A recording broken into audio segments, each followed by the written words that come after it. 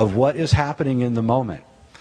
And I first heard about Cliff in June of 2001 when I got an email from a wacky friend of mine. I guess all my friends are wacky.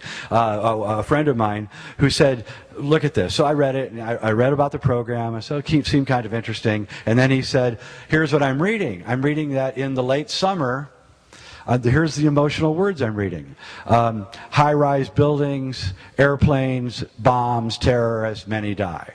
So I thought, wow, I wonder what that means. So, I put it aside, and then 9/11 happened. So now I was paying attention to this guy. So in 2005, he came out with the next alert, and he said, flood, southern city, many die, big storm, high winds. So I said, okay. And then Katrina happened. So now I've got his stuff on my wall, and I'm watching him now. So he's been right about 20 straight times in little ways. But about a year ago, he came up and he said, I'm getting the biggest reading ever. And it's saying October 6, 2009, or 2008. So, I put it on my wall, and all my friends are watching Cliff and seeing what's going to happen in the world. And that was the height of the crash. That October 6th was the height, when we were at the worst. So now everybody in the know, and you guys are now in the know, is paying attention to Cliff. We want to know what he's finding, right, in the next few years. And Cliff is a completely, totally cool guy. He did like Zazen on top of an 8,000-foot mountain for a week straight, and he was, he's a martial artist, and he's brilliant. And so he got on this radio show, a friend of mine's radio show, and I kind of fed the questions to this guy. I said, ask him this, ask him that. So he asked him, he said, okay, so what's going to happen now? And he says, well, the next big date is January 26, 2009, 6 days after the president is now put into office. And he said, it's going to be a repercussion from what happened on October 6th.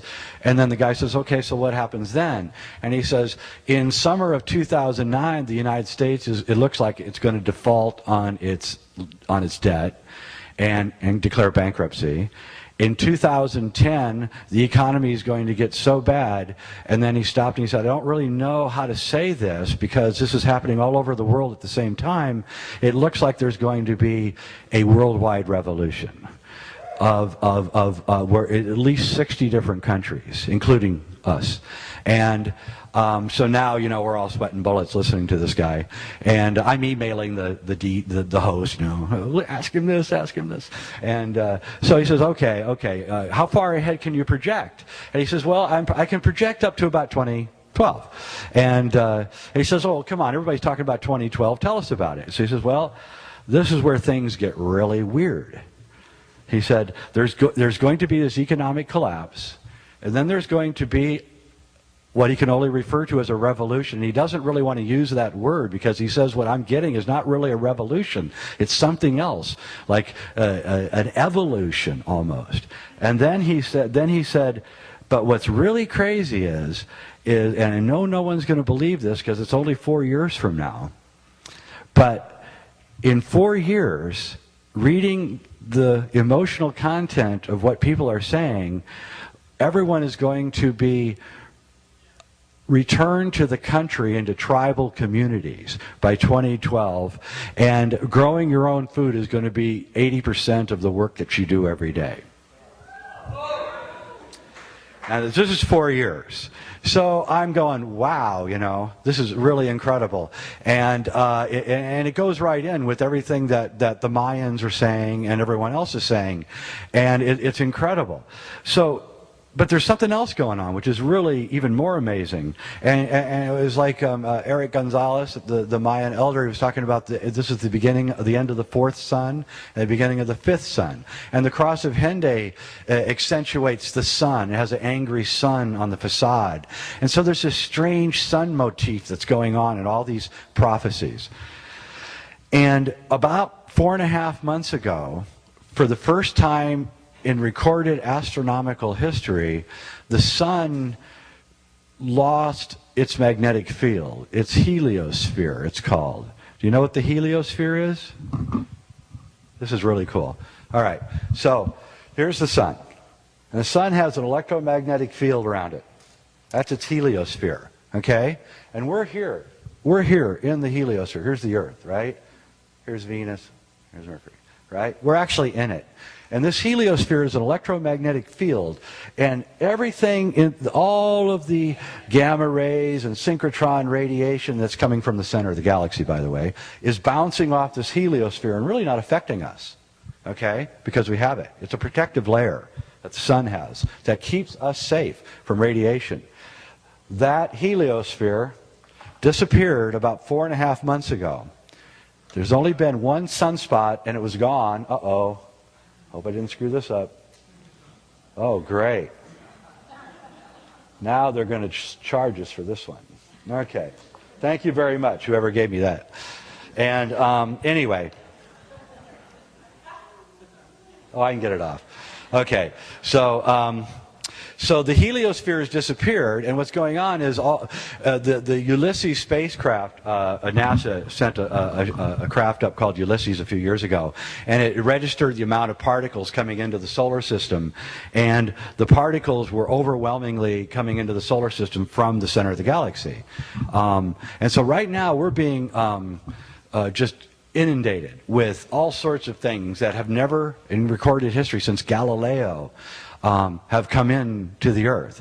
I don't know what this means. I'm just telling you that it's a weird coincidence that all these things are happening at once. For the first time in recorded history, we don't have this protective layer around us. The sun is and the analogy that I use is that the center of the galaxy is like the great goddess, and the sun is our protective father, and our protective father has kind of disappeared, and the information from the center of the galaxy is now getting through, which is eerily close to the Mayans' prophecies and their whole thing about the center of the galaxy lining up with the sun.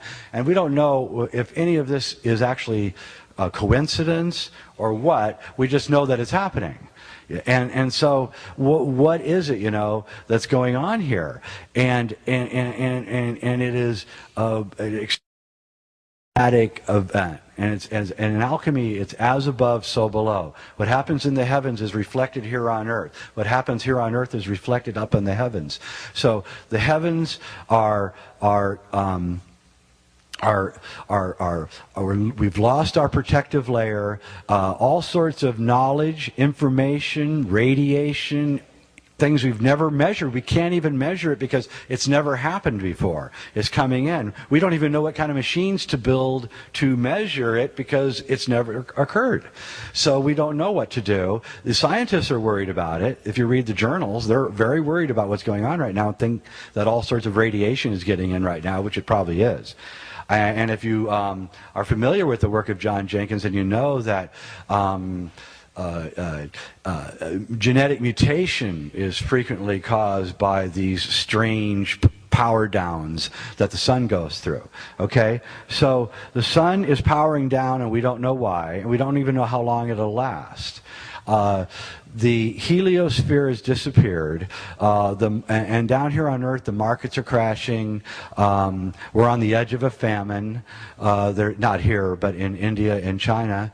And we have the greatest crisis in human history unfolding in front of us, and our politicians aren't doing anything about it. They're not even mentioning it. I'm sorry, Democrat, Republican, they're not even talking about it. I wrote a series of letters to Nancy Pelosi a year ago. I was on the History Channel, and I did this show about the end of time, and I kept writing her and saying, how come, I thought the Democrats cared about us, and why aren't you telling people to prepare for what's happening? And her assistant wrote me back this little snarky letter, you're just trying to cause a panic. And I was like, I'm not trying to cause a panic. I'm trying to tell people what's going on, and you guys have a responsibility to do it, and they're not. And so I'm telling you right now, we're moving into some seriously dangerous period. We're moving into a seriously dangerous period of time, but it's not a bad thing. This is where I differ from the gloom and doom people. I think it's a great thing. I think if we don't stop what we're doing and change our ways now, forced on us or voluntary, we're going to be extinct in 100 years. I don't think we can make it. And I think that this is almost a godsend.